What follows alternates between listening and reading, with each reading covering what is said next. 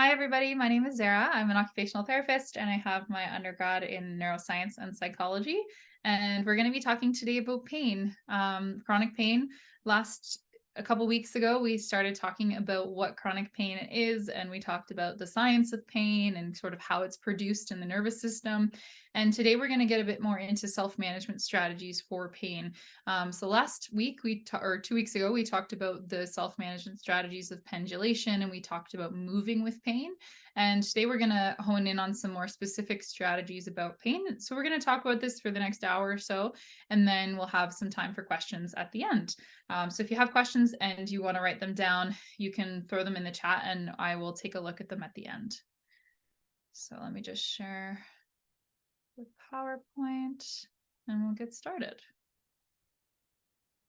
All right, so pain education part 2. So a bit of a review from last session. When we're working with chronic pain, what we're trying to do is shift the locus of control. So we talked about how there is an external locus of control and an internal locus of control. With an external locus of control, we really think that we need something to fix us. We need that like silver bullet. If I could just find XYZ, I would feel better. If I could just get my doctor to do this, this, and this, I would feel better. With an internal locus of control, we believe that we have control in the situation. We believe that we can do something to change our situation. So what we want to do is, yes, it's important to seek out treatments, and there are some great treatments out there that can be really helpful for pain. We talked last time a little bit about, acupuncture and massage and physiotherapy, and even injectables like prolotherapy or Botox or cortisone injections. There's lots of things that can be helpful for pain, but we also want to rely more on self-management techniques and on the things that we can do to manage our pain, because if we don't do those things, all of the passive treatments that we're receiving aren't going to work as well, because then we're not actually working on the sensitization piece, which we talked about last time, how pain can become sensitized over time. Basically, our brain has wired to be in pain, and we want to rewire our brain to be to not focus on it as much, basically to habituate to the pain. And if you are forgetting all these concepts or don't really remember them, you can go back and review our session from last time. It's on the METV YouTube channel. So you can go back and check that out if you're like, wait, what are you talking about? Pain is an alarm system, and it's influenced by our physical sensations, but also emotional, cultural, social, and mental factors. So pain is going to look differently if we're in different contexts, and if we have different understandings about pain, it's going to look differently. So it's not just X amount of tissue damage equals X amount of pain. That's what we talked about last time, that pain is wildly different depending on a lot of factors. So there's a lot of things that can influence the amount of pain that we're in. It's also not an accurate measure of the tissue damage. It's kind of for that very reason. And to avoid the cycle of pain, we talked about sort of 2 different cycles of pain, right? The physical cycle and the mental cycle. To avoid those cycles of pain, we have to change how we think and how we move. So last time we talked a lot about how we move. So we talked about pacing with pain, and the combined sort of pacing with pain when you also have ME/CFS. And then we also talked about sort of building your tolerance for movement and for safety. We talked a little bit about changing how we think, because we talked about the pendulation technique, but we want to also dive a little bit more today into how we think. So if we think about that pain cycle, if we're in pain and then we have a bunch of cognitions about the pain, so we think like, this is the worst thing that's ever happened. I wish this wasn't happening to me. This is going to be horrible. I'm going to have a really bad flare up. And we continue to kind of say these things to ourselves about the pain, or we have a lot of emotions connected to that pain. It's going to make the pain worse, because there's parts of our brain that produce pain that are stimulated by having those thoughts. So today, we're really going to dive into some strategies that can help change how we think and can help to reduce pain, sort of things that you can do on your own at home. And that's not working. There we go. Okay, perfect. So some of the self-management strategies that we're going to cover, we're going to go into mindfulness, and we're going to talk about what that looks like. We're going to talk about changing our thoughts and language, mostly with what we call cognitive behavior therapy, so CBT. We'll give you a little 101 on CBT today. Acceptance and self-compassion. So this is learning to accept the pain, which might sound like a horrible, awful statement to make, but you'll understand a little bit more about what acceptance means by the end of today. We're also going to talk about expressive writing and gratitude journaling, and we're going to get into some visual techniques for pain as well. So we'll start by talking about mindfulness. So it's been a buzzword in the last 15, maybe even 20 years, right? But for good reason. There are lots of clinical trials, lots of amazing studies that review the benefits of mindfulness. And mindfulness is a big umbrella, right? It's not just about meditation. It's not just about sitting there and trying to clear the mind and trying to focus on your breath. Mindfulness can be many different things. So we're going to talk about a way that mindfulness can work for you. I do want to caveat that a lot of my clients say that they have sort of avoided mindfulness or they've avoided meditation because they can't get their mind to be still. You know, a lot of my clients have like ADHD or anxiety, and they have this like rushing mind that just keeps going and going and going. And it's really hard for them to calm the mind and to still the mind. So they don't do mindfulness practices, they don't do meditation. If it is really hard for you to calm your mind and you have a lot of racing thoughts, that probably means that you need to do meditation more. That probably means that you're the kind of person that needs it more than other people. And the goal of meditation is not to clear the mind. I have spent a lot of time in different meditation circles, people who are have been meditating for 40 plus years. I've spoken to monks who have literally spent their whole lives meditating, and they have told me that they still can't get their mind to be completely still. It's not the goal of meditation. The goal of meditation is to, when your mind starts to wander, to be able to bring it back. So if we think about doing reps of an exercise, so for example, I'm doing a bicep curl. The part that's building my muscle, the part where I'm actually exerting force on that muscle, is not that your mind is still. It's when you're bringing your mind back from being distracted. And sometimes in meditation, we might get distracted for a minute. We might get distracted for a full 5 minutes going down this whole, road map of thoughts. But as long as you can go, oh, I'm thinking about something, and then return to the focus of the meditation, that is going to build that mindfulness muscle, so to speak.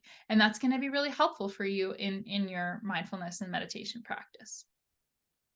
So here are some ways that we can practice mindfulness and meditation that have been studied to be effective for pain. One is to notice your 5 senses in daily activities. So some people call this the 5-4-3-2-1 exercise. I prefer just calling it checking in with our senses, because the 5-4-3-2-1 exercise is like notice 5 things you see and 4 things you hear and 3 things you smell. But I find it's like a little confusing for some people to try and remember what's what. Like, what is it, 5 things I hear, or is it 5 things that I see? And we don't want to get confused. We want to make it as simple as possible. So to make it more simple, you just check in with your 5 senses. What am I seeing right now? What am I hearing right now? What am I feeling? What am I tasting? What am I smelling? And the easiest way to incorporate this into your life, and we've done this a little bit last week with the pendulation exercise, right? Where we notice the pain and then we notice something else that we're experiencing in that moment. I find that it's easiest to introduce this technique by choosing 2 or 3 things that you do almost daily, like maybe you go for a walk, or maybe you do the dishes, or maybe you eat. Hopefully you eat, or do you brush your teeth. Then you can pair that activity with being totally mindful. So instead of allowing, your mind to wander while you're brushing your teeth, you really think about, what do those bristles feel like on my gums? What does it taste like? What does it smell like? How much weight is the toothbrush in my hand? So you're really trying to be present with what's happening in that moment. And that can start to build the neuroplasticity in your brain towards focusing on the present moment rather than focusing on the future, which is usually related to anxiety, or focusing on the past, which is usually related to sadness or depression, or focusing on our pain, which of course then increases pain levels, right? We want to be really mindful of the breath or the body. So with this, we can do progressive muscle relaxations. That's a really nice way to tune in and see where there is stress in our bodies. So you can start at the top of the head and or in the face and kind of squeeze and release the muscles of the face, squeeze and release the shoulders, squeeze and release the arms, and just notice the difference between tension and no tension, and really feel going through your whole body what that feels like. If you like the sounds of that, there are on YouTube some progressive muscle relaxations that you can try. You can kind of follow along with that. So that's a good place to start. If you feel like you're really not ready for the kind of meditation that involves sitting there and focusing on something, then actually moving your body can be a really good way to work with meditation. Breathing is going to be really important. I've probably reiterated this to you guys a couple times in these sessions, but when we can be in control of our breath, we can really change the amount of pain that we're in. So we can use a mantra or a sentence that we repeat over and over again. You could use a mantra in a different language if you want. Sometimes there's mantras in Sanskrit, for example, but you can also just use an English one. So you could say, breathing in, I am happy. Breathing out, I am peaceful. Or breathing in, I am peaceful. Breathing out, I am releasing pain. Like whatever it is, you're saying something over and over to yourself. It could also be, I am safe. We work a lot with this concept of safety when we're talking about nervous system dysregulation. So it could be, I am safe on the inhale and the exhale. Alternate nostril breathing is a really nice way to soothe the nervous system. The way that this works is you plug one nostril. So for example, your right one, you breathe in the left, you hold both, you breathe out the right, then you breathe in the right, hold both, breathe out the left. So that can really help to kind of balance the mind and soothe the mind, calm it down when you're in an episode of heightened pain. Also, we want to think about how our breath influences our muscles. So if you feel up to it right now, try this experiment with me. I want you to squeeze your hands as hard as you can. Make a fist and squeeze that fist. Now, what do you notice happens to your breath? So for most people, when they squeeze that fist really tight, their breathing stops. It catches. And that's what happens when our muscles are really tense, is that our breath is caught. It's tense, it's shallow, we're not breathing properly. Now, if you try and make a fist as hard as you can, but you take the deepest breath you can with a long exhale, the muscles in your hands in that fist can't help but to start to relax a little bit. And if we did that over and over, eventually we wouldn't be able to maintain that fist because we would be breathing so deeply and the muscles wouldn't be contracting like that at the same time.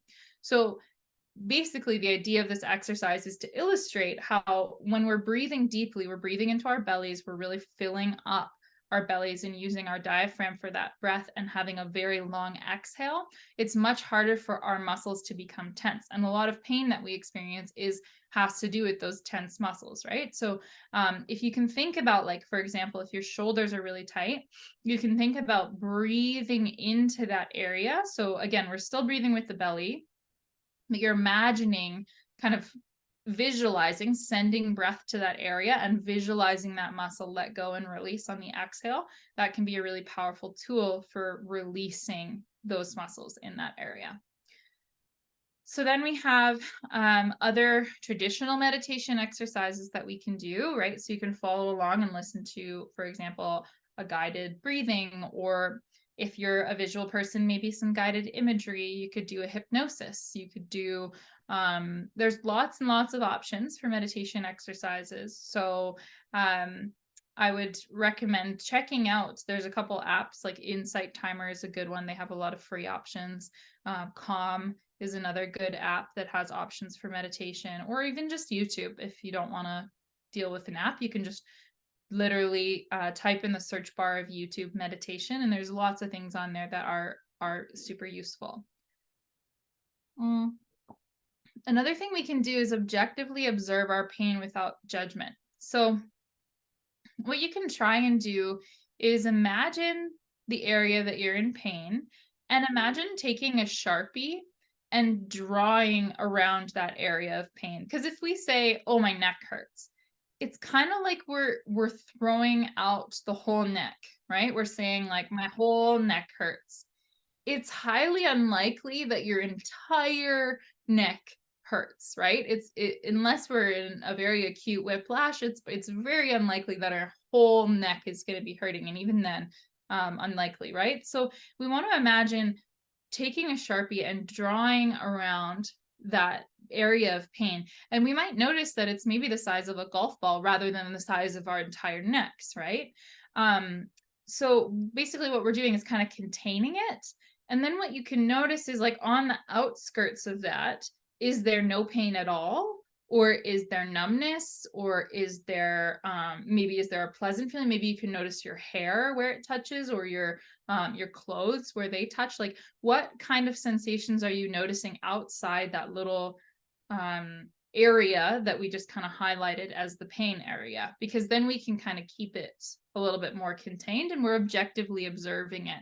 We're not making judgments. Like we talked about last time, we don't want to use colorful language with pain, like, oh, I'm being stabbed, or it feels like hot coals, or something like that. We really want to use objective, neutral language when it comes to pain. What is resisted will persist. If we are constantly trying to fix ourselves and make it better and reduce the pain, and we're really pain, it's going to, our brain doesn't know the difference between you being interested in something because you want to get rid of it and you being interested in something because you're fascinated by it. So your brain is going to try and help you, and it's going to give you more neural pathways to try and support in like feeling pain more. So what we want to do again is start to be mindful of other sensations, to really again open up that aperture and be mindful of other sensations other than just the pain, so that we can literally change our brains away from focusing on it so much. Now, sometimes we can do mindfulness, or we can try to work with that pendulation technique that I'm talking about. And sometimes pain is too intense, right? So, for example, last year I was recovering from a surgery, and the pain was probably 8 out of 10, 9 out of 10. Like I really couldn't focus on trying to be mindful or focusing on my breath. There was no way that I was going to be able to do that. So in that moment, we might need to distract ourselves. We might need to have something else for the brain to focus on. Now, you could watch TV or listen to something funny or watch something engaging. I would recommend trying to do something that's a little bit more involved with your brain, though. If you have to, completely go ahead, watch something or listening to something funny or engaging. That's totally fine. But otherwise, you might want to try some of these other techniques. The categories game. So this could be done by yourself or with someone else. And it's a really good way to just take your mind off of the pain, or take your mind off anything, really. If you're like really looping in thoughts about something, this is helpful to use. You choose a category, and then within that category, you can go through the alphabet and list things in that category. Or if that feels too cognitively demanding, you could just list things within the category without going through the alphabet. So the idea here is like if you said animals, A for ape, B for beluga whale, C for cat, D for dog. And again, you could either do this on your own in your head, or you could alternate with someone else, and that can help distract you from the pain as well. You could just go through and list things that are your favorites. So my favorite ice cream is, my favorite movie is, my favorite book is, et cetera, et cetera. There's some really interesting studies that focus on mint and peppermint. So smelling it, putting it on the skin topically, has been shown in some different studies to reduce pain or to interrupt the pain pathway. And it might have something to do with the fact that nociceptors, so now if you remember from last lecture, we don't have pain receptors in our body, right? We have nociceptors. And nociceptors detect chemical changes in pressure and heat. So if we think about them detecting heat, that means they also detect cold. Peppermint is cooling. So what happens with peppermint is it might be disrupting those nociceptors and basically disrupting what would be later on the pain pathway. So sucking on a mint can be very like distracting for the brain. It's like, whoa, that's like, it's hard to think about anything else if something is very strong, very sour, or very minty. And then, like I said, that smell of peppermint or even topical peppermint oils like Icy Hot or something that uses menthol can be a useful distraction from pain as well. Thinking of a pleasant memory. So imagining yourself in on your holidays, or imagining yourself somewhere that was great, like maybe your daughter's wedding or whatever it was, right? Some kind of very pleasant memory for you. You can imagine yourself back there, or you can even imagine something that didn't happen, something that just feels comforting for you. Like maybe it feels really comforting to think of yourself next to a waterfall. Maybe it feels really comforting to imagine I don't know, an animal comforting you, or if you're spiritual, perhaps one of your gods or God, or, you know, some kind of spirit guide or something. You could imagine something that feels comforting, and that can help to distract from the pain in that moment. Um, some people are a little bit more kinesthetic, meaning a little bit more body based. So they might, instead of thinking about something or kind of working through something in their mind, a good distraction for them might be a grounding object. So I keep a lot of things around my desk. When I'm talking to clients, sometimes I fiddle with things in my hands, and having something to kind of ground you and to keep you centered while you're doing other things. So it could be like a little worry stone, for example. You choose like a nice soft stone from the beach. You keep that in your pocket, or a little, anything that's a little piece of nature, a little worry doll, something like that can be helpful to kind of ground you and to focus on the sensations of feeling that item in your hand rather than feeling the pain in that moment. Going somewhere. So some of my clients have like told me that they really enjoy when they really need a distraction. They like to people watch, or they like to kind of sit in a cafe and just observe. And that's obviously when the pain levels aren't so high that you're just in bed or something. But doing anything you can think of to kind of give the mind a positive distraction can be a really good way through. So as promised, we were going to talk about cognitive behavior therapy. We're going to talk about changing our thoughts in relationship to pain. Like we said last week, because our prefrontal cortex is involved in the production of pain, the thoughts that we have about pain can change whether we're going to be in pain or not. So if I think that something is horribly wrong with me, I'm going to be in more pain because my body's going to try and protect me. And in the same way that we discussed a beekeeper, and if a beekeeper gets stung by a bee, his or her thoughts and cognitions are, you know, this is safe, I've done this every day, I'm used to this, etc., etc. That bee sting's probably not going to hurt that much. But if someone's really scared of bees and their emotion is fear and their thought is, oh my gosh, this is going to hurt me, I hate bees, I've been stung before, this hurts so bad, that is going to create more pain, right? We sort of know that just by, if I said, you know, who would be in more pain, a beekeeper or someone who's afraid of bees, you would be able to tell me that answer without even understanding the science behind it. So we know on some level of our minds, we know that our thoughts impact the amount of pain that we're in, even without knowing any of this pain science. So when we have really negative thoughts about our symptoms and about our pain, it's important to start to challenge those thoughts and to work with those thoughts so that we can change the amount of pain that we're in. Because like I said, there might even be something underlying, right? Like you might have arthritis, you might have some kind of degenerative disorder, you might have a pinched nerve. That's going to cause pain for sure. That's, well, not for sure. Some people have arthritis and they don't have pain, but it's going to cause pain if there's something underlying that's like affecting your tissue, right? But when we have a lot of negative thoughts about it, it's going to cause more pain. So for example, if the arthritis is causing 4 out of 10 pain every day, but we're sensitized to that pain, we're having a lot of thoughts, we're having a lot of emotions about it, it might jump to 8 out of 10 pain. So by working on our thoughts, we might not be able to get you to like a 0, but we could get you back to that 4, is sort of the principle here of working on thoughts to reduce pain. So in cognitive behavior therapy, the concept here is that our thoughts, our behaviors, and our emotions are all connected, right? So what we do affects how we think and how we feel. How we feel affects what we do and how we think affects how we feel and what we do.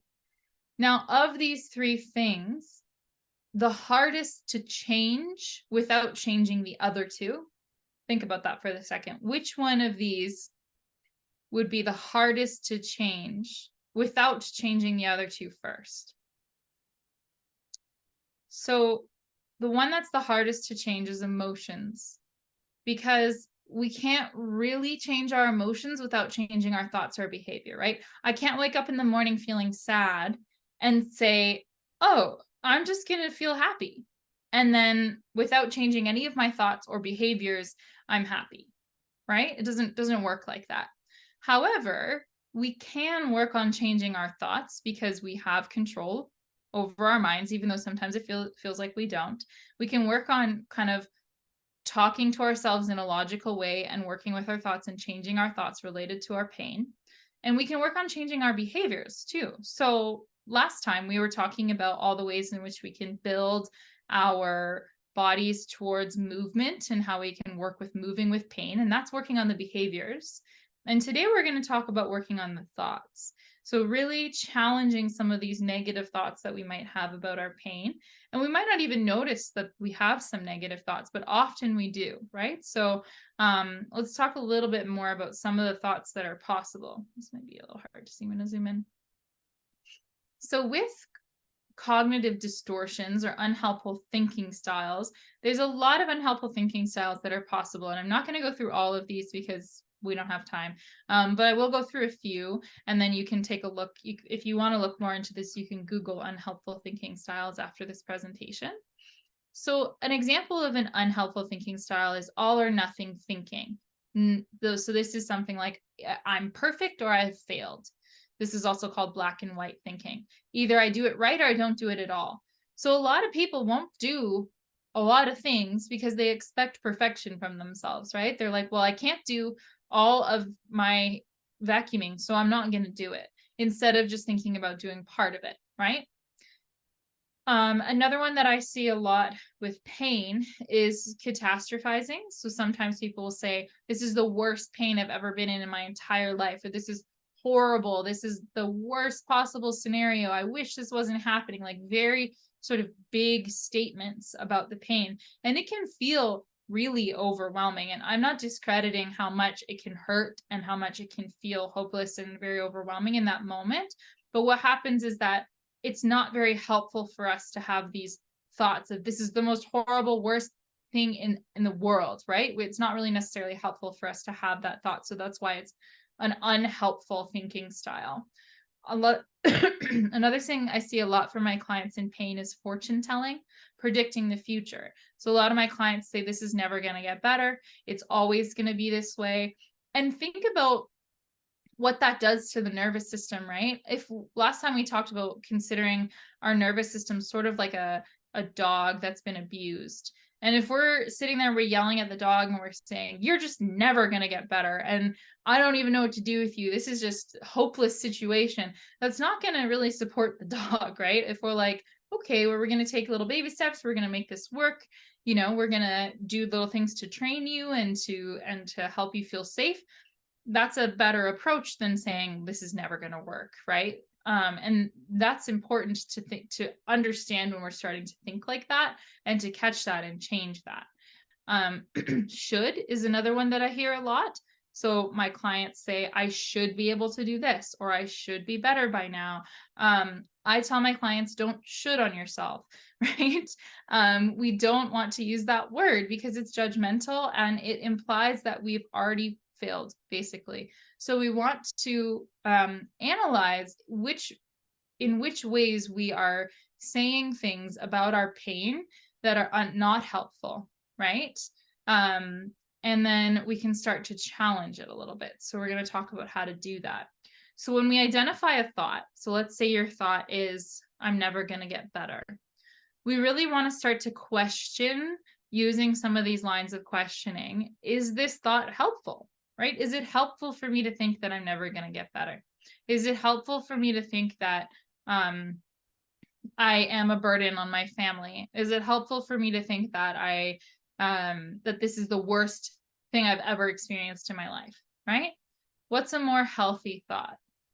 What would I tell a friend in this situation? This one works best for all my clients because it's really hard to think about when we have these thoughts. It's really hard to think about what the alternative would be.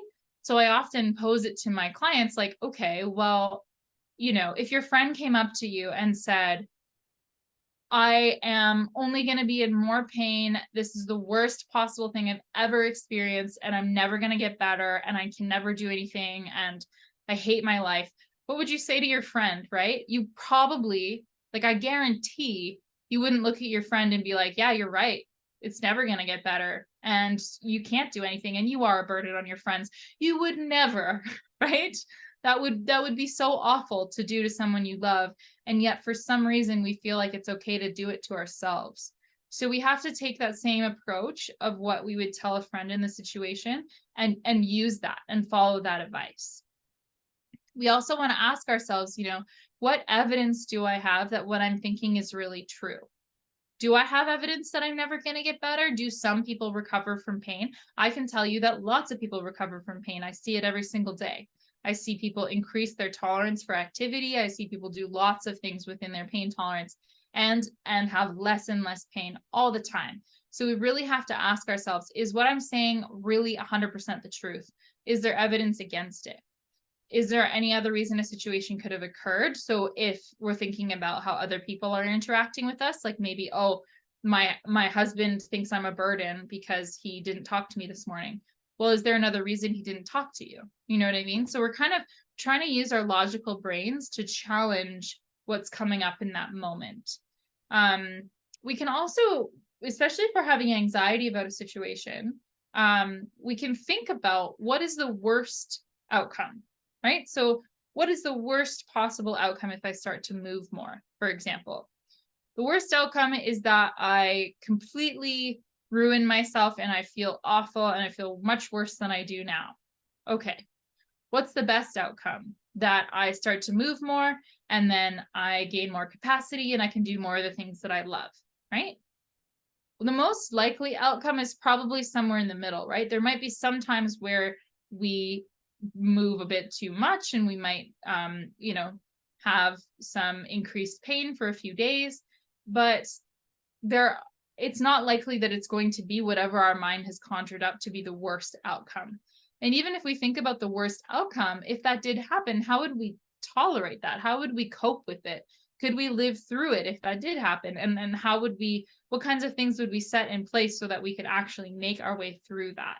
So worst, best, most likely outcome. If the worst did happen, how would I cope? That's a really helpful tool for these thoughts around pain and especially thoughts around anxiety. Is there anything I can do about this right now? If yes, take appropriate action. If no, accept and move on. We're going to be talking about acceptance in just a moment, and that'll be an interesting kind of thing to dive into a little deeper. We also want to ask ourselves, if I continue to believe these thoughts, what's going to happen, right? I'm probably going to be in more pain. I'm probably going to be more miserable.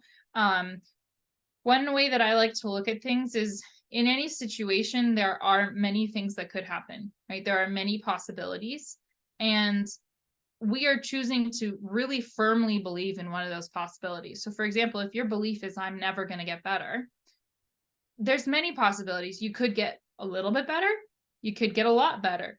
You could never get better. You could get worse, right? There's a lot of opportunities, but believing in two of those opportunities, I'm never going to get better, I'm going to get worse, makes you feel worse. So choosing to believe in another opportunity or to see all the opportunities in front of you rather than just kind of choosing one that could or couldn't happen can really expand the mind so that we're not just focusing on the one bad thing that can happen. So it's really important to start to look at your unhelpful thinking styles related to pain and then challenge those thinking styles, because we know that that can break the cycle of pain. Okay, next slide. So now we're going to talk about acceptance. And this is a tricky word for a lot of people. When I mention the word acceptance, a lot of my clients are like, no, I don't want to do that. And so what I've put here is these myths about acceptance, because a lot of people have misconceptions about what acceptance means. So let's talk a little bit about what it actually means and some of the myths that it really doesn't mean. One of the myths is that acceptance means I'm saying I like it or it's a good thing. I'm going to use the analogy of raining to explain all of these things. So let's say it's raining outside. If I walk outside and I say it's raining, that doesn't mean that I'm saying that I like it or that it's good. I'm literally just saying it's raining, right? So it's kind of the same thing with pain. When we're accepting that we're in pain, we're not saying, oh, I'm in pain and I love being in pain. This is the greatest thing ever. No, we're just saying I'm in pain. That is acceptance, is just acknowledging that in this moment, I am in pain, right? Another thing people think is if I accept something now, then it means I accept it forever.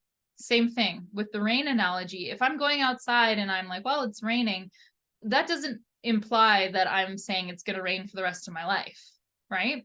So when we accept our pain, we're not accepting pain 10 years from now. We're not accepting pain even 5 minutes from now, because we don't know how it's going to change. We don't know how it's going to evolve. We don't know what kind of treatments we're going to receive that might help. We don't know how medical science is going to advance that might help in the next 5 years. We don't, even if someone has a spinal cord injury, for example, we have so much amazing technology these days that we don't really know what the future looks like. So we can't just accept the future. It's impossible. We have no idea what the future holds. We only can accept something right now. So when we're working with acceptance, we are working with accepting something right now. Right now, in this moment, I am in pain. That's it. That's all we're saying, basically, is accepting that in this second, in this moment, I'm in pain. Another myth is that if we accept something, we have to be complacent and not do anything about it. So I've accepted it, so I'm just going to lay down and be in pain and it's going to, whatever. I'm just going to sit here and rot, right? No. Same thing with the rain analogy. If I go outside and I say it's raining, that doesn't mean I'm going to walk to the store without an umbrella and just be drenched in rain, like within my like cotton shirt and my jeans and just be drenched, right? No, I'm going to get an umbrella. Maybe I'll get some rain boots. Maybe I'll do some things to make myself more comfortable. Or maybe if, for example, if you planned an excursion, like a hike, you're going to go for a little walk in the woods on the day that it's raining. Sometimes you can drive somewhere that it's not raining, right? You can look at the weather, you can drive somewhere that it's not raining. So sometimes we can do something to make it more comfortable, and sometimes we can do something to change it, but we can still accept it at the same time. If I get my umbrella out, that doesn't mean I'm sitting there going like, oh, it's not raining, right? We're accepting that it's raining. So we're saying, I'm in pain. That's basically what it is. This concept is really helpful for reducing our pain levels. There's been a couple studies showing this. And another analogy that I like to give is almost like we're in this like really gross swamp. So imagine your pain is this swamp and you're in the middle of it and it's stinky and it's cold and it's really uncomfortable. Primary suffering is the fact that you're in the swamp. So when we think about primary suffering, it means the pain. It's inherent in living. If you are an organism that is alive, you're going to experience suffering. It's just part of being alive. You're going to experience primary suffering, but you're not necessarily going to experience secondary suffering. Secondary suffering is more of a choice, even though it doesn't feel like it's a choice at all. Pain is awful. It's not fun to be in pain. It sucks. That's a part of life. Secondary suffering, however, is our reaction to that. So it's saying, I hate this. I don't want this. Why is this happening? Why am I in pain again? Why am I always in pain? I wish this wasn't happening. You get the gist, right? So it's the same thing as being in that swamp and having all these complaints about how it stinks and how it's cold. And what we can do is we might not be able to get rid of the primary suffering in that moment. We're still in that swamp. We're still in pain. But what we can do is say, okay, here I am. I'm in a lot of pain right now. Is there something I can do right now, either to comfort myself, so to offer some comfort to my body? Perhaps I can use one of the skills that we're talking about today to comfort myself, the meditation or a distraction technique, or maybe a pleasurable activity or something to distract my senses, right? Maybe I can comfort myself. Or maybe I can do something about it, right? Maybe I can book an appointment. Maybe I can book a massage, or I can talk to my doctor about being referred to a pain clinic, or maybe I can do something that's taking a step forward in my recovery. Do some of these exercises that are suggested, right? Do some of the pendulation, et cetera, et cetera. In any moments of extreme primary suffering, there's always those two things we can control: how we're reacting to it and how we're comforting ourselves. So we want to really think about, instead of feeling completely out of control and like the secondary suffering is like beyond us, we can actually reel in that suffering a lot by practicing acceptance. Okay, I'm in pain. What can I do to comfort myself, or what can I do to change my situation? We can also use radical acceptance coping statements. So some of these ideas here are, I can accept things the way that they are.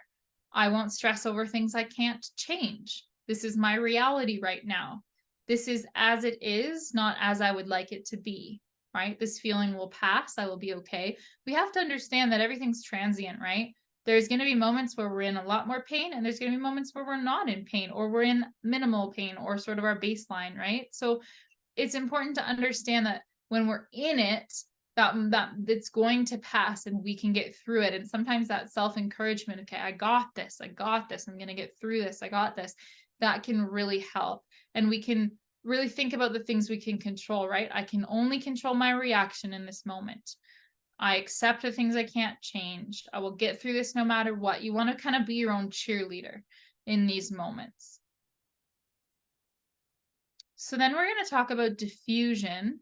So it's very common for us to kind of fuse with our thoughts or to fuse with our pain. We've been in pain for so long that it feels like it's us. Feels like my pain is sort of me, right?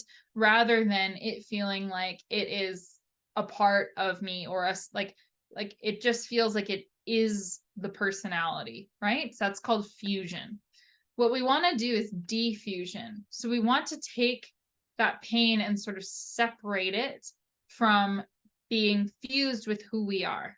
Same thing about our thoughts, right? We don't want to really fuse with our thoughts so much that we are like one with those thoughts. Like if I say, I'm not good enough, I'm a burden, I'm never getting better, we take those at face value rather than thinking of that these are patterns that we've kind of developed over a long period of time, and they might just be patterns rather than like something we see as truth. The idea here is we don't have to believe everything we think. So what you can do is give your pain or your thoughts about pain a funny voice. So that's why Mr. Shatner is here, because he has a voice that lacks prosody. So his voice sounds like this, right? That was a bad impersonation, but you understand what I'm saying. So you can use any voice that's kind of funny, and imagine that funny voice kind of nagging at you.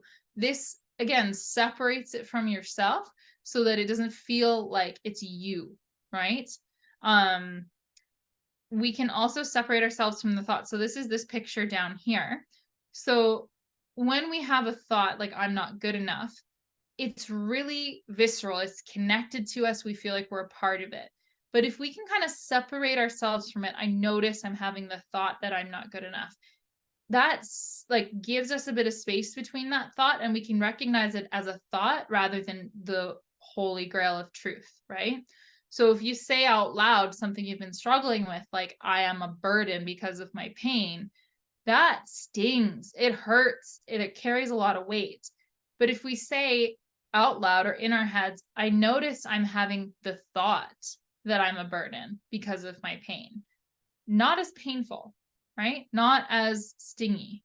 So that's a really good technique for kind of separating yourself from those thoughts or from that pain. You can also give your pain a name. We talked about this a little bit last time. You could, oh, John is being a real bother today. Unless you or someone you know is named John, then maybe not John. But it could be anything. It could be pineapple. It could be plant, whatever. You can give it a name that's not pain, so that you're not constantly saying the word pain and sort of reiterating that pathway in your brain to be focused on that. We can also thank the pain for trying to protect us, right?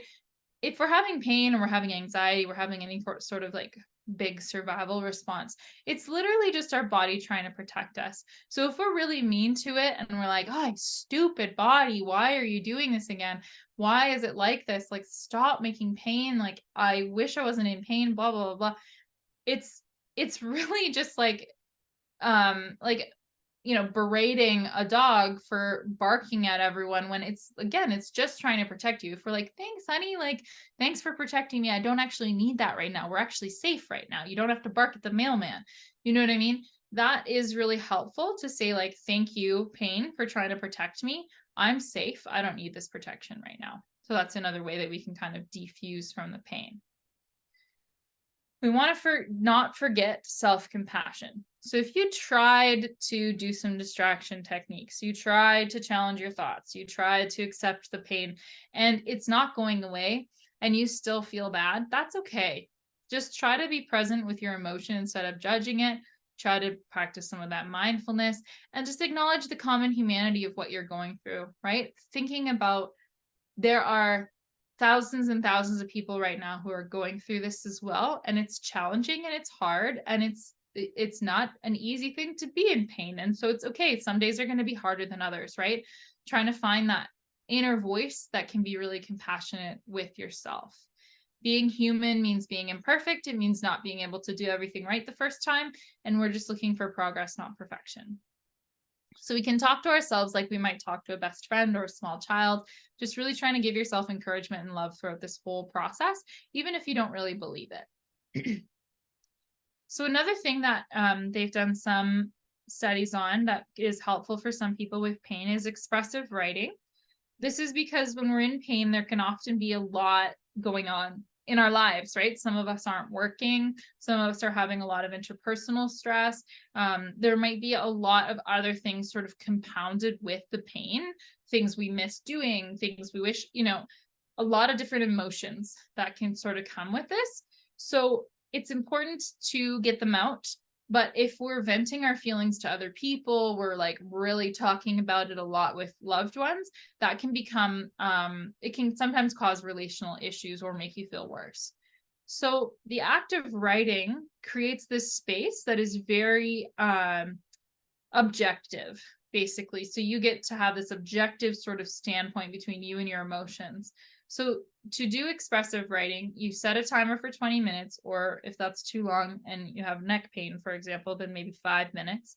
And you use the pen and paper to just write down all your thoughts and feelings, completely uncensored, completely unfiltered, and you just get it all out there. And then afterwards, you rip it up, you set it on fire safely, or you throw it away where no one can find it. And basically what we're doing is getting it all out there and then getting rid of it. So we're trying to express a lot of the emotions that are coming up with the pain, and then again, then kind of destroying that. And in some studies, they found this really helpful for people with pain. A gratitude diary can also be helpful. So what I recommend if you are going to try the expressive writing is that you do the expressive writing and then you follow it up with a gratitude diary. So you, for example, will do like 20 minutes of expressive writing and then maybe do like 5 things you're grateful for. And you can write that down. You can keep the gratitude diary instead of ripping it up or throwing it away. So it could be 2 separate diaries. We also want to think about gratitude in other ways, right? So it doesn't always have to be writing in a gratitude diary. And if you're writing a gratitude diary, it can be hard to sometimes think about things we're grateful when we're in a lot of pain. So you want to think about simple things, right? People, weather, different aspects of your health. Maybe you can breathe well. Maybe you can move your arms well, but your legs are in pain, thinking about different things like that. It could even be something really small, like I had a really good cup of tea this morning, or I'm really happy that I have access to the internet, or whatever it is, right? So writing a gratitude diary is one way that we can work with gratitude. Another way that we can work with gratitude is maybe writing letters or little notes or text messages to people saying that we're grateful for something about them. Or we could make it a goal for ourselves to thank 3 people every day. So you could think about thanking the person who makes your coffee, or thanking anyone you interact with. It could even be a healthcare provider. You could just be like, thank you for X, Y, and Z. The purpose of doing this is because building that gratitude in the brain again takes away the neuroplasticity from the pain, and we're building this brain that is more positive and that's looking for the good, because we have a negativity bias as humans. It's kind of evolutionarily what kept us safe as humans, is to scan our environment for bad things. But when we start to learn to scan our environment for the good, that can really rewire our brain and help us to become more grateful in general. So now we're going to talk about some visualization techniques. So if you close your eyes and imagine the pain that you're in, a lot of times what I find for clients is that they'll have images that come up. So it could be a color, it could be like they imagine black, or they imagine red, or sometimes they tell me coals, or one client said it feels like there's an elephant sitting on my back, or I kind of see this like crumpled up piece of paper. So what you can do is take some time with yourself and notice when you close your eyes and think about that area, if there's any images that come up. So again, could be colors, could be images, could be just like kind of a general word maybe. And then what you want to do is spend some time imagining the opposite. So for example, if there's coals, you can imagine pouring water on the coals and the coals go out. If it's an elephant, you can imagine the elephant standing up and walking away. And this is a powerful technique to visualize a change in your pain that can actually, because we're such visual creatures and because we have such a dominant occipital cortex, or visual cortex, it's really helpful to imagine these things, because that can influence our physiology and influence how much pain we're in. We can also imagine the pain, because we know that pain is produced in the brain, right? So we could imagine it as little fires in the brain that are shrinking, shrinking, shrinking, and then going away. And sometimes that's a beneficial exercise as well. This is something that's often used in sports psychology. So you can imagine yourself doing activities without pain. So if you think about a couple activities, let's say that swimming always causes pain, but you used to swim and you love swimming. You can imagine yourself gliding through that water. You can imagine every stroke. You can imagine what it feels like, what the chlorine smells like in a pool, and imagine all this stuff without pain. And sometimes even when people imagine themselves doing things that normally cause pain, it can cause a bit more pain. So try to approach this slowly, but you can really start to build up your brain's, basically how it's going to be prepared and how it's going to react to pain by building up these imageries and imagining yourself doing something without pain. They do this all the time in sport, where they imagine themselves scoring the perfect goal, or doing better in their sport. Sometimes people use it in music too. They'll imagine themselves playing a piece on the piano and they'll get better at it because our visual cortex is so strong. So this is something that can be used as well. Posture and ergonomics is going to be really important. So depending on what kind of postures you're in, oftentimes, because, especially if you're at home and you're not working, we can be on our phones a lot. And our phones are the worst for neck flexion. We just really have our necks down towards our chests a lot. So you want to be really careful about that and make sure that you're lifting up your phone, or you're placing it on something where your neck is in proper alignment. If we even move our neck a couple inches forward, we're putting many more pounds of pressure on our spine. So it's really important that our joints are stacked, neck above shoulders, shoulders above hips, et cetera, et cetera. So we have this really nice stacking where our joints can support everything really well. Some people even use posture correctors. That can be helpful, especially if you have neck or upper back traps sort of pain. And if you are still working, you might want to think about the ergonomics specific to your work. So if you're working at a desk work, or if you're lifting and carrying things, thinking about proper lifting and carrying mechanics is going to be really important for maintaining lack of pain. Other sensations as treatment. We talked a bit about peppermint oil, icy hot, tiger balm, those kinds of topical things. Some people are really sensitive to peppermint oil and can't put it directly on their skin, but there's lots of ointments that contain menthol or cayenne or different kinds of things like that. If you have a really sensitive area that's like hard, you can't really touch that area because there's so much pain in it, it can be helpful to start introducing touch to that area with like soft, like cotton, for example, or scratchy materials. That's something you might want to work on with a therapist, but it is something to think about. If there's somewhere that's numb or there's so much pain that you can barely touch it, then introducing some very small touch and sort of gradually building from there is really important. And also, because of the pain pathways in our nociceptors, if you introduced stretch, pressure, heat, cold, soft materials, scratchy materials to that area, you're basically giving those pathways different things to interpret, and so that they're not as much focused on the pain.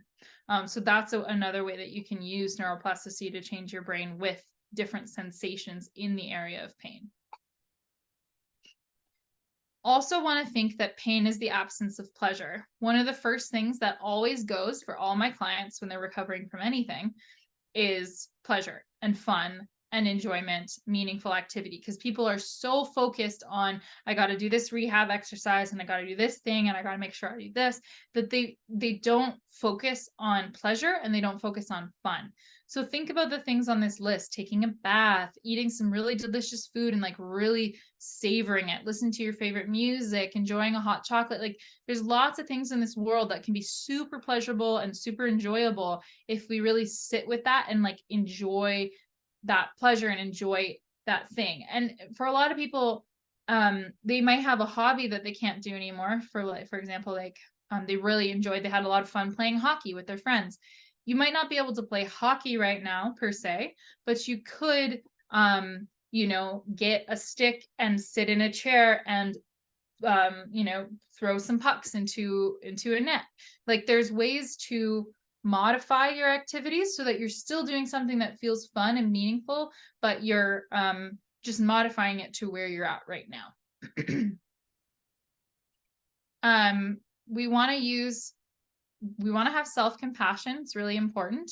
And what I recommend with this slide is looking up rain on YouTube. And there's a really beautiful meditation. I think it's like 10-15 minutes that you can follow along that really helps increase self-compassion if that's something you're feeling that you're struggling with. Now, we want to use each pain episode as an opportunity to use neuroplasticity to change our brain. So instead of thinking, oh my gosh, I'm in pain again, we go, okay, here's an opportunity for me to use this to change my brain by using any of the skills that I just learned over the last couple of weeks. I can actually change my brain. I can actually rewrite my pain. So that's something to think about moving forward with this as well. So now we're going to open it up for questions. So I'm just going to stop sharing and take a look at the Q&A. And I'm also going to put in the Q&A. So I'm going to be going over this education in a course, a pain course, chronic pain course coming up in a few weeks. And with that course, we're going to be doing the same education, but much slower. So we're going to be doing it over 4 weeks with a lot of time to ask questions, and I'm going to be prescribing homework as well. So if you're interested in that, I'm going to put that link in the chat, and then I'm going to start answering questions. Oh, can I put something in the chat? I don't know if I can. Okay, I will figure that out in just a second. But for now, I'm going to answer these questions. Okay, so, oh, someone said speak up. I don't know if, hopefully I was loud enough. Would the concepts discussed today be applicable to minimizing tinnitus? Yes, tinnitus is also something that can be impacted by habituation. So habituation is our body's basically getting used to something or interpreting it in a different way. So same thing with tinnitus. When we hear that ringing, we can do things like the pendulation technique, or we can do some of these mindfulness techniques or these other techniques to reduce that tinnitus as well. And tinnitus will get worse with those cognitions too. So if we think like, oh, I hate this, why won't this go away? This ringing is so annoying. Again, our brain is going to focus on it more. So we want to use these techniques against tinnitus as well. It works pretty well. Good book on breathing, Breath by James Nestor. Yeah, I love that book. It's awesome.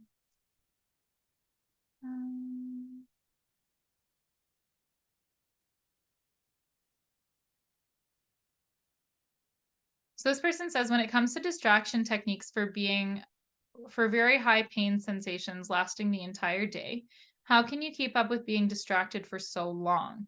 I find that once the distraction is over, the pain comes back twice as painful as before. Um, how do you handle this type of extreme pain? Pain that's 10 out of 10. So it's going to be hard, right? If we're having like extreme pain to manage that. And sometimes there might need to be medical intervention, right? If we're having 10 out of 10 pain, usually 10 out of 10 means that we're like vomiting, we can't move, we're on the floor, the world is spinning, we can't speak. Like 10 out of 10 is really intense, right? So if we're having 10 out of 10 pain, that's probably needs medical intervention. Like you might need some kind of medication to manage that. If we're having like 7 out of 10, 8 out of 10, where it's like really hard to focus on other things, but we can find something to distract us for a little bit, that can help, right? So we just want to focus on comfort and distraction in those moments, but otherwise we might need some medical intervention. Is this being recorded? Yeah, it's going to go on METV, the YouTube channel.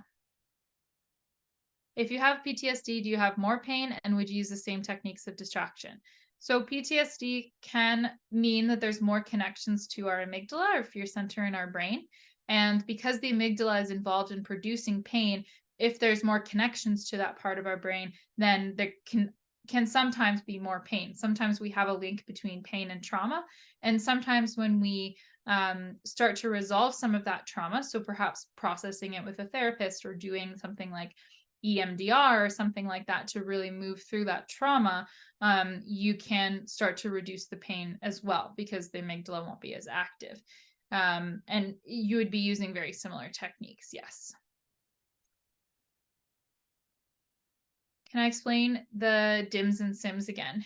Yeah, so DIMS is danger in me and SIMS is safety in me. So if we think about there being like a little, not like a something in our brain that turns pain up and turns pain down, if we have credible evidence of danger, our pain is going to go up.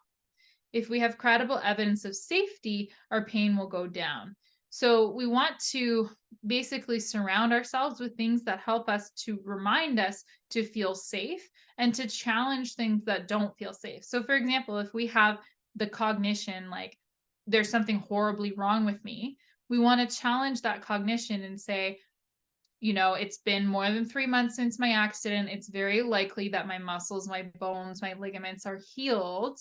And it's likely that this is tension and there's maybe, some sensitivity going on here. So we want to think about ways that we can talk to ourselves to increase that sense of safety, because increasing our sense of safety reduces pain.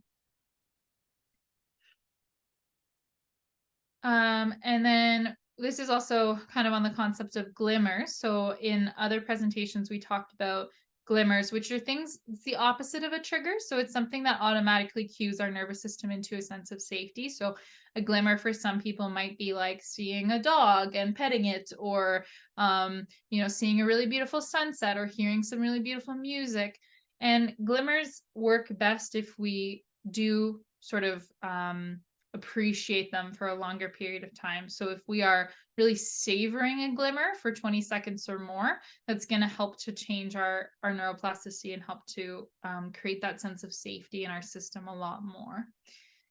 Let me see.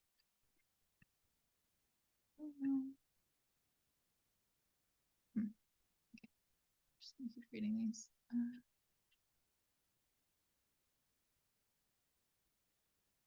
What if activities don't usually cause the pain, but it's the post-exertional malaise that the pain arrives during?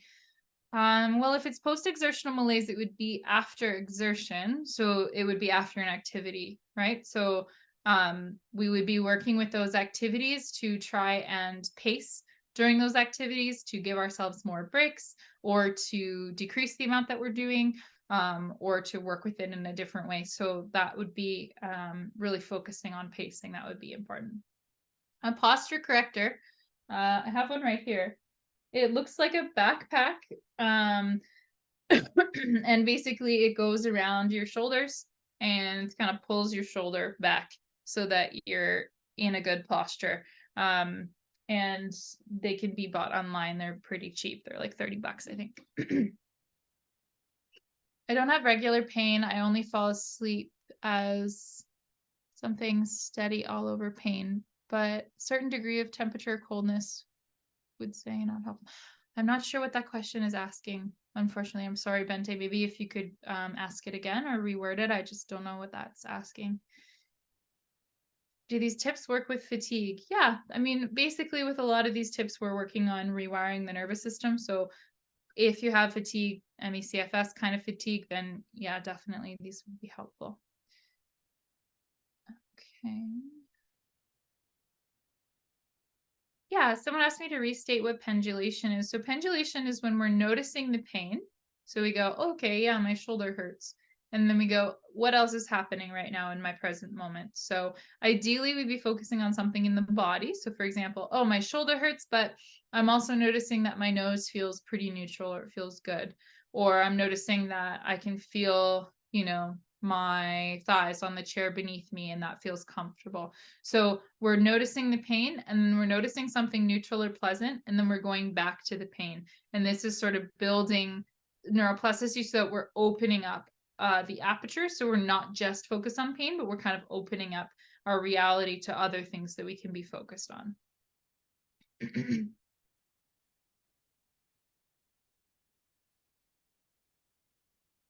Someone was saying they have nausea every day. Some days are so bad that I have to lay down and be still. Do you have suggestions on how to help with this?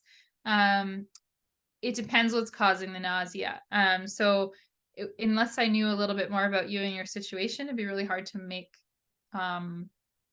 any suggestions because there's lots of things that can cause nausea.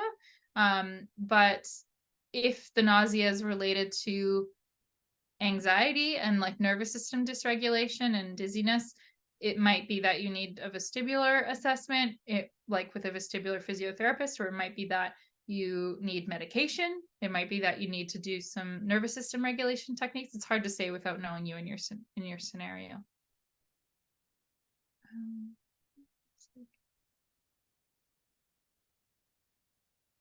So this person, when the pain feels like to be on the skin and there are tender points throughout the body, do you have any suggestions to manage that?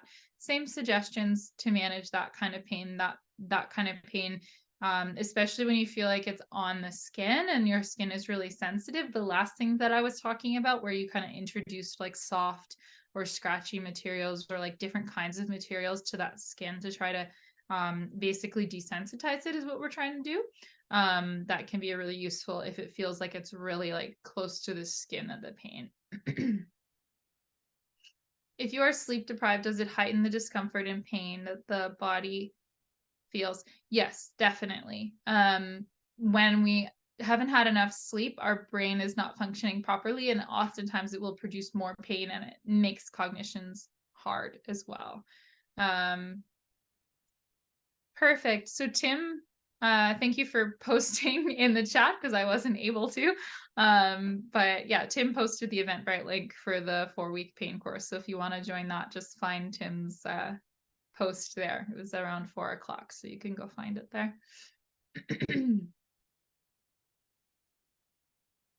Okay.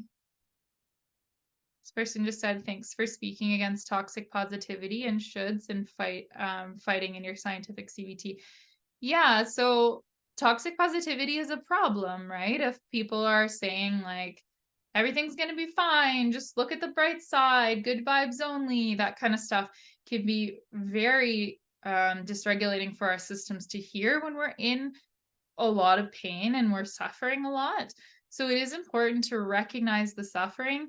It's also important to recognize that in any given moment, there isn't just suffering, right? So there's other things going on that are pleasant or neutral in any given moment. But definitely we don't want to just be like, like washing it all away in this sort of like Pollyannic, superficial way. Someone asked, what is EMDR? So that's when we were talking about trauma processing. EMDR is eye movement desensitization and reprocessing therapy. And it's a therapy that is really good for processing trauma. It can be really hard to do, and you really want to make sure that you have a really good practitioner for it, because it's difficult. But it does have really amazing results in the literature. Um, Someone asked if I'm familiar with hyaluronic acid. The only thing I know about hyaluronic acid is like facial creams and serums and stuff and hair products. But apparently it's a supplement as well, which is interesting. So someone said that it helped them with their pain. That's interesting to know.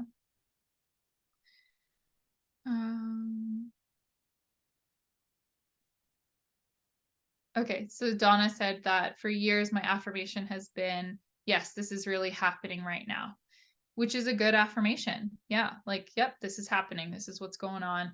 To not get into denial and to not keep feeling like you have to fix things. Thanks for sharing that affirmation. It's a good one. Yeah. I have begun practicing more of your treatments, and the pendulation technique is the one that works at times. I do have PTSD as well, so I'm aware of my thoughts, and I breathe more too. If I practice all these techniques daily, slowly, how long do you think it would take to notice a difference? Everyone's nervous system is different. Thanks for your question. Yeah, it's a question I get a lot. How long will it take for me to get better?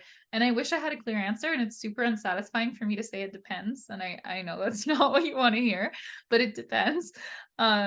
It really depends on, how long you've been in pain, and what other things are in your history, what other current stresses you're dealing with, what are the current stresses upon your body, like what's your job, or what are your hobbies. There's a lot of things that can impact whether we're going to get better quicker or slower. So it's just highly dependent on the person. I don't recommend, I maybe should have said this in the beginning. I don't recommend practicing all of these techniques. That would be a lot, and it might be too much for the nervous system. It would also be a lot of time. What I recommend is choosing like maybe 2 or 3, maybe 4 even, that you really like and that you're interested in, and trying those rather than trying to just do them all, because that could be overwhelming. You could always come back to it and try other ones later, but right now I would recommend choosing 2 or 3.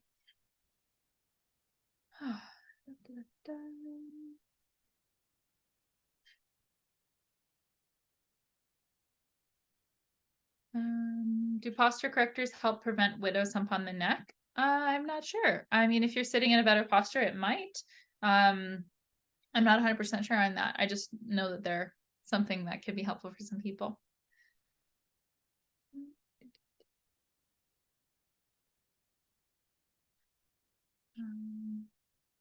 Okay. Any suggestions if you struggle with the opposite? So forgetting or neglecting injuries and ending up making things worse?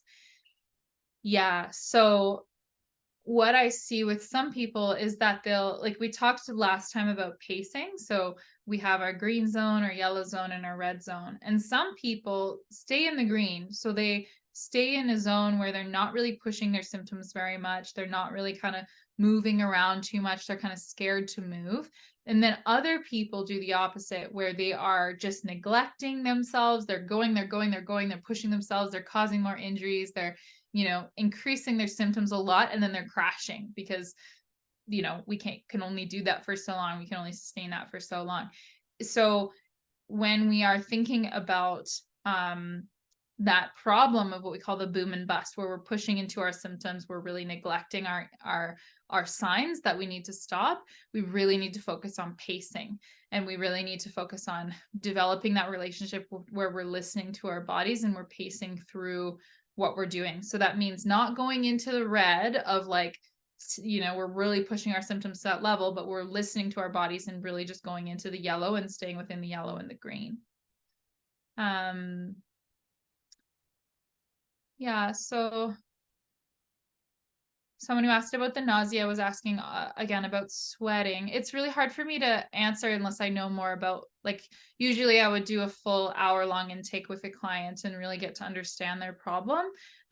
So it's really hard for me to know. Sweating and nausea can be a lot of different things from a lot of different disorders. So I can't really make any the only general suggestions I can make is to kind of follow along with the suggestions in this PowerPoint and the suggestions in the other PowerPoints that are on YouTube on Dr. Arsenault's channel, and kind of work with rewiring the nervous system. But there might be other things underlying, so I don't want to just only make that suggestion.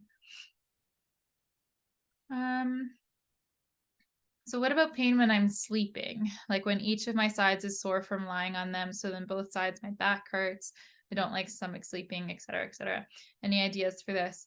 So yeah, some ideas is that sleep ergonomics are really important as well. So getting the right pillow, getting the right configuration of pillows and comfortable bed and comfortable blankets, and trying to just make yourself as comfy as possible when you're sleeping. That can be really a big part of it.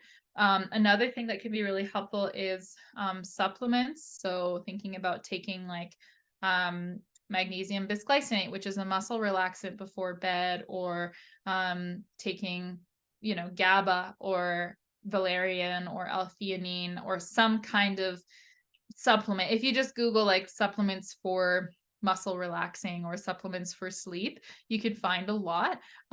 Technically, as an OT, I'm not really allowed to recommend supplements. So definitely speak with your doctor or your pharmacist before you start any new supplements, especially to make sure there's no contraindications with your medication. So your sleep ergonomics, your supplements, and then also I recommend listening to sleep hypnosis before bed, because that can help really just kind of relax all the muscles and keep them relaxed throughout the night.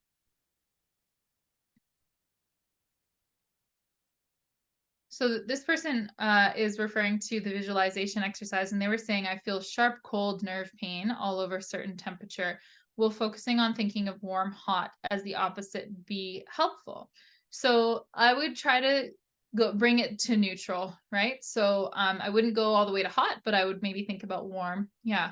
And think about another thing that we can think about too is just healthy tissue. So if you want, you can look up a picture of what the muscles in the area of your pain look like and try to visualize those muscles being healthy and strong, and kind of have that visualization as well. But yeah, whatever you're imagining for your pain, imagine the opposite, and that could be helpful. I wonder if these things can decrease inflammation. Yeah, a lot of them can. When we're reducing stress over time, we're reducing inflammation. So a lot of these things can do that. A lot of people are saying they can't see the post. I will. Dr. Arsenault, is there a way for me to type in the chat? No, there isn't. Okay. It's in Bruno's email, the link for the course, or you could email me here. I'll put it in the PowerPoint, my email, so that you can email me if you want the link as well, if you don't have it from Bruno's emails. Let me just, I'll share the PowerPoint with my email. One sec. Gmail. Okay. So that's my email if you want the link. So Zara Dureno at gmail.com. Okay, what is special to do for migraines? So migraines, there's a lot of different treatments for migraines. You can talk to your doctor about medication for migraines. So they have both prophylactic, which means you take it every day, and abortive, which means you take it when the migraine's coming on. There's been some interesting studies around hydrotherapy for migraines. So putting your feet in hot water and putting ice on your head can sometimes help relieve migraines for people. There's also stimulation devices. If you Google migraine stimulation device, there's a stimulation device that you put on your forehead, and that can help decrease migraines. There's one that's like $500, but then there's another one on Amazon for like $50. So you could just type it directly into Amazon if you're interested in that. What else works for migraines? Supplements as well. Again, talk to your doctor or pharmacist about them, but CoQ10, B2, and magnesium bisglycinate are really good for migraines, and omega-3s. What else? I mean, a lot of these habituation and like saying that you're safe and the nervous system regulation techniques are going to be good for migraines too, because migraines are basically the nervous system sensitizing to some kind of stimulus and then creating a lot of pain to try and protect you from that stimulus. So using a lot of these techniques can be really helpful for that too.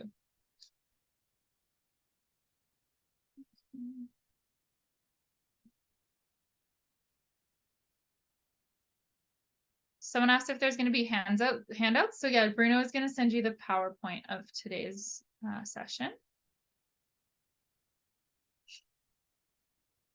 Any thoughts on microdosing? Yeah, so it's, I think, becoming legal in BC, so it's more comfortable to talk about. But yeah, I do know a lot of clients who've had really good success with micro or even macro doses under the guidance of a trained therapist. Can be really good for rewiring the brain. And some people find it does help with pain, and it definitely helps with things like PTSD and anxiety. There's some really interesting studies coming out about it, and there's good studies done, but a very long time ago because of the legalization issue. So yeah, it's going to be really interesting, I think, over the next couple of years to see what comes out regarding microdosing of any sort of psychedelics or other drugs.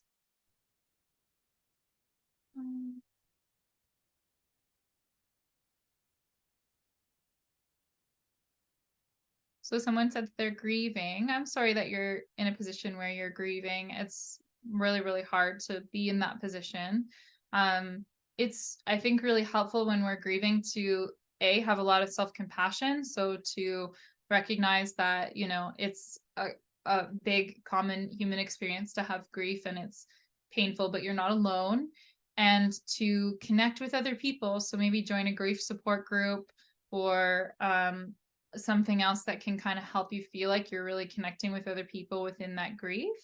And maybe reach out if you feel like you're really in a lot of pain. You can always reach out to, a crisis line or something like that. And again, using some of these techniques, the mindfulness and stuff like that can really help move through some of those emotions. But just know that when we're grieving anything, everything is normal. Everything's on the table. Grief is a weird beast, and it can do a lot of things, but it's normal, and it's very common to feel overwhelmed in those scenarios, and it's really good to seek help in those scenarios too. Describing some of the signs that we might be getting better. Yeah, so you might just notice, again, less body tension, the spontaneous sighing, the spontaneous yawning, very maybe a more open posture, maybe a bit more of a confident posture, you're smiling more. Those kinds of things are really good indications that we are starting to move into more regulation and getting better. Someone said that they heard about cognitive behavior therapy for hormonal night sweats. Is this related to neuroplasticity? Does it work? I've never heard of that before. That's interesting. Maybe.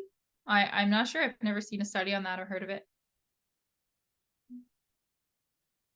Okay.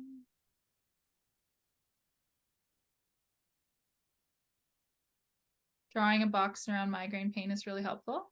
Yeah, totally. What is microdosing? So microdosing is taking small amounts of a drug, usually in the context of the question, I think they were probably referring to psychedelics. So usually mushrooms or acid, people will take very small amounts, so like a 10th or a 20th of a regular dose, but they'll take it every three or 4 days. And yeah, some people find really beneficial effects with that. There's an interesting documentary series on Netflix called How to Change Your Mind, I think, or How to Change Your Brain. I think it's How to Change Your Mind. There's also a book. They talk a lot about those kinds of drugs and that use. Again, it's kind of like fringe because it's been illegal for so long, and it's only starting to become illegal, especially in a therapeutic context. So it's going to be interesting over the next couple of years to see what happens with that.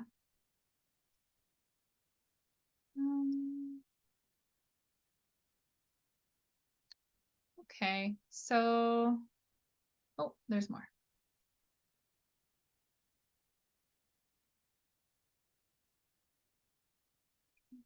Okay.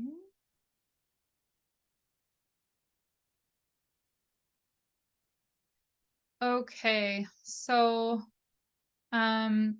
Yeah, someone asked me to go back to the "You Are an Individual" page. That's actually not supposed to be in there. That's a mistake slide. So there's nothing on that slide. It's just an old from an old presentation that I used to give. Any other questions? We have 4 minutes.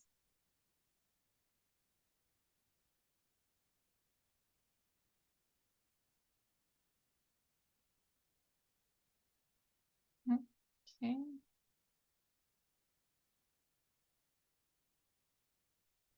Someone said that for the person asking about DIMS, change pain has something that goes over it in depth. So yeah, I think if you look up change pain and then Sims and DIMS, there's also a lot of really good YouTube videos about it if you want more detail. Obviously within like an hour-long presentation, we can only go into so much depth about each thing. I really, with my clients, like to kind of dive into each one a little bit deeper and provide homework and explain the concepts more. But yeah, it's hard to do all of that in just 1 hour.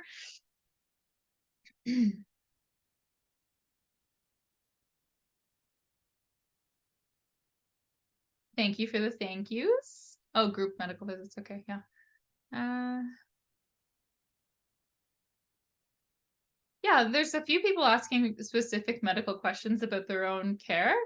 It's just really hard for me to know without knowing more about you. So I'm sorry that I can't answer those. Someone asked about DBT versus CBT. I think they're both useful. I would explore both if you have the time. Cognitive behavior therapy is really focused on changing our cognitions and changing our behaviors and kind of working on like structured behavioral and thought change. And dialectical behavior therapy is really working on developing skills for emotion, distress tolerance, for connection with other people. DBT is often recommended for people who have severe trauma or who have borderline personality disorder. So CBT is a little bit more of the like kind of more general one, and DBT is a little bit more for like more severe dysregulation of emotions and things like that. So that's kind of the difference in my understanding. Thoughts on cold plunging related to nervous system dysregulation? I love it. I'm on a 30-day challenge right now. I was just in the lake this morning and I think it's great. There is mixed evidence about it and there's not a lot of like super great evidence, but the evidence that we do have suggests a lot of really positive things like immune change and mood regulation and even increase of endorphins and things like that to work on pain levels. So yeah, I think cold plunging or taking a cold shower in the morning can be a really good way to start the day. Yeah. All right. So we're basically at 4:30. If you want to join that course, send me an email. I'll send you a link. And thank you all so much for paying attention over this last hour and a half. I know it's dense. Sorry. Thank you so much, Zara. Yeah, thank you. I hope Okay, everyone has a take care, wonderful day, and everybody. I'll connect with you on via email, Dr. Osno.